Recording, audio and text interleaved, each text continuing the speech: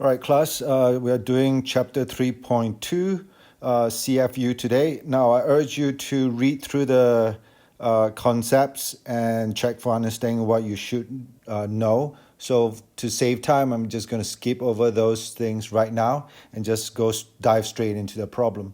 So if you look at this, using the following data, determine the least square regression line, which is find the line of best fit. Okay, to predict exam scores from anxiety scores. So in this case, anxiety scores will be your explanatory data. Your exam scores will be your response variable. So I will show you how to do this on a calculator. For part A, what is the equation of the least square regression line? So first, we need to put the data into our list. So stat, edit. And as you can see, I've already put into my list 1 and list 2. List 1 is your anxiety scores. List 2 is your exam scores. So then we go to stat, and then we go to calc, and we go to number 8, or we can just press 8. And then it will ask us for our X list, which in this case will be L1, Y list will be L2. And if we press enter all the way, we should see this.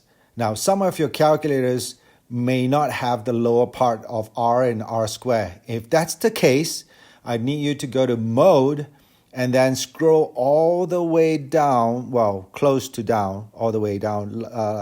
If you see stat diagnostic, you need to switch that on. And then you repeat the process. So stat, calc, number 8, and then L1, L2, and you should be able to see this. Now, y equals to a plus bx, that should be on your calculator screen. So a, which is your y-intercept, your b, which is your slope. Okay, so the calculator function is stats, calc, and number 8, linear regression a plus bx. So y equals to a plus bx. The a is 71.346. Your b is negative 1.141. So we need to put that in context, right? So I like to combine the equation of y equals to a plus bx by identifying what the variables are. So the y would be exam score, but it's actually predicted exam score, and we indicate that by putting an inverted v. So predicted exam score equals to 71.346 minus 1.141 times anxiety.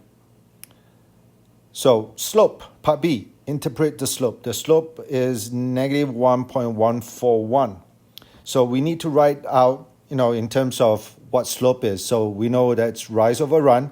So for each increase of 1 unit in anxiety score, that's your explanatory variable, we predict about a 1.141 point decrease because of the negative sign in our exam performance.